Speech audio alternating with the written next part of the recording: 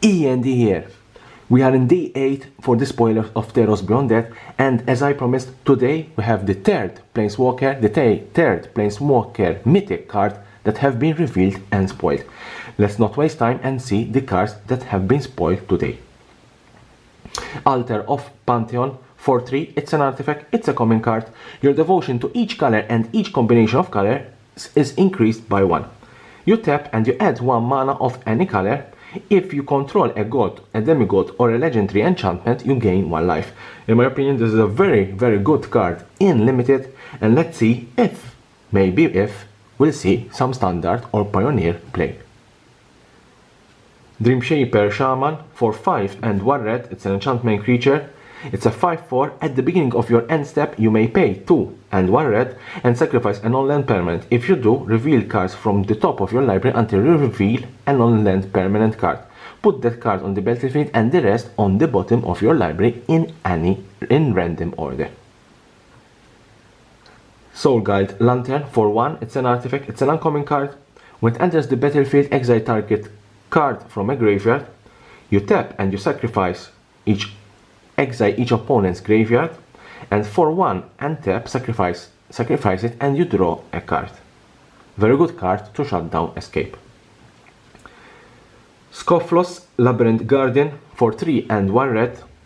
It's a 3/4 Minotaur Warrior. For 1, it gets +1/-1 until end of turn.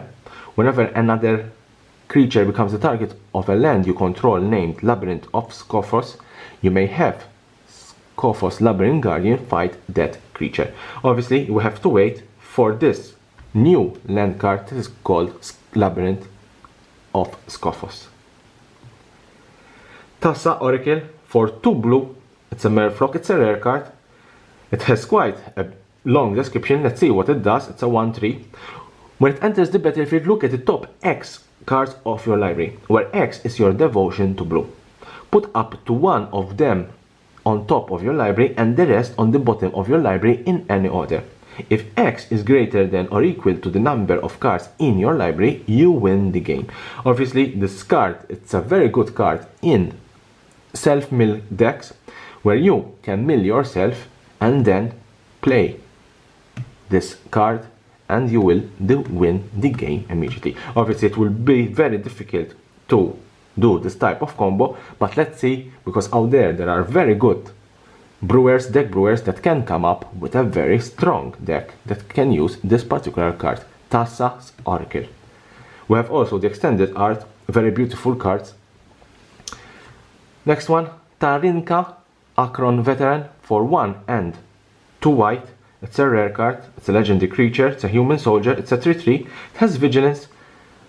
When it attacks, untap another target creature you control until end of turn. Tap that creature has base power and toughness 4/4 and gains indestructible.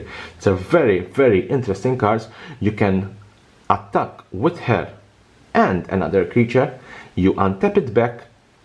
It becomes a 4/4 and also gains indestructible. Very interesting card, and it's a 3-drop. Sea God Scorn for 4 and 2 blue, it's a sorcery. Return up to 3 target creatures and or enchantment to their owner's hands. Enigmatic Incarnation for 2, 1 green and 1 blue, it's a rare card. At the beginning of your end step, you may sacrifice another enchantment. If you do, search your library for a creature card with converted mana cost equal to 1 plus the sacrifice enchantment converted mana cost. Put that card on the battlefield, then shuffle your library. It's an interesting card. It's very similar to Venifer. Obviously, Venifer, you need to sacrifice a creature. This one, you need to sacrifice an enchantment. Edeon of Obstruction for 1 and 1 white. It's an enchantment creature, it's a spirit, it's a 2/1, it has first strike. Loyalty abilities of planeswalkers your opponent control cost 1 more to activate.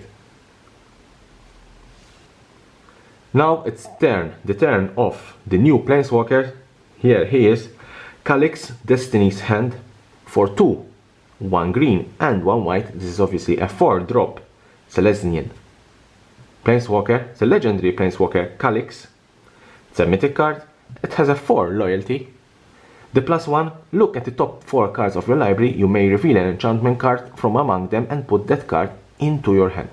Put the rest on the bottom of your library in a random order. The -3, exile target creature or enchantment you don't control until target enchantment you control leaves the battlefield. The -7, return or enchantment cards from your graveyard to the battlefield. This is the new Planeswalker card. In my opinion, I don't think it's a very strong Planeswalker. I think it's quite not very strong, very weak Planeswalker. But we have said the same thing about Oko when we first saw Oko.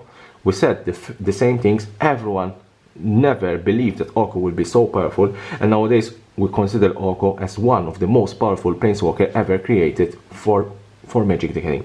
Therefore, let's not jump to conclusion. Let's wait what will happen to this card. Obviously, this is a Planeswalker that will match perfectly with enchantment cards, with the enchantment creatures, as they are the gods and demigods of Theros. And let's see if this card will see quite good play, and let's see if the value of this card will be reasonable, high or low. Also, we have, and this is very beautiful, we have the borderless CALIX Destiny's Hands. For obviously is the same. This is the borderless card of CALIX. These borderless cards, I must admit, all of them, Ashok, Elspeth, and also CALIX, they are all beautiful cards.